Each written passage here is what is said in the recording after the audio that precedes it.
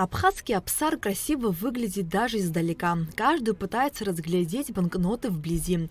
При желании 25, 10, 50 и 500 абсар могут оказаться и в вашем кошельке. Есть магазины, которые берут эти купюры, но при этом официально в оборот они не введены.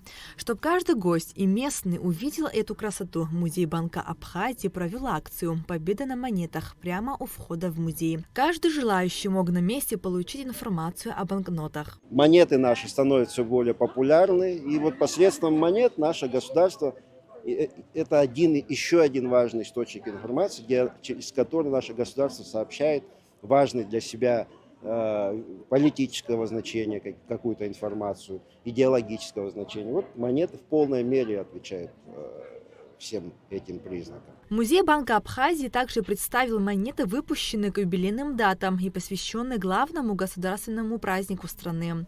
Автором большинства из них является художник Батал Джабуа. Есть монеты авторства Тимура Кайтан. И первые монеты, с которого началась вообще история выпуска абхазских денег, первые 4 монеты посвящены победе были.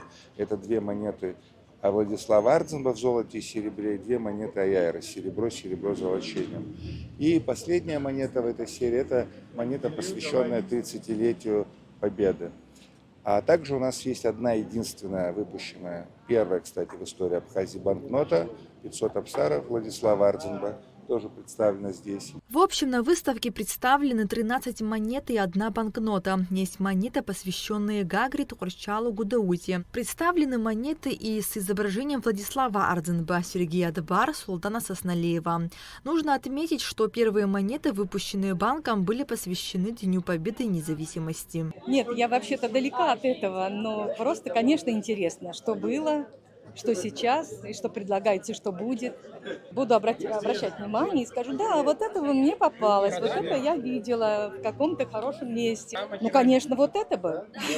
Ну, вот это потому что красочно, потому что я очень люблю краски, ну, наверное, вот это и куплю. Нам недавно подарила как раз знакомая 10 абсаров, они очень красивые и очень рада, что у нас начинают это развивать. И очень интересно, кстати, история денежного обращения в Абхазии. Я думаю, это то, что должны знать все. По монетам именно мы можем узнать, какие страны были на нашей территории, какова была наша история. Всего с 2008 года было выпущено около 130 монет, 20 из них посвящены победе.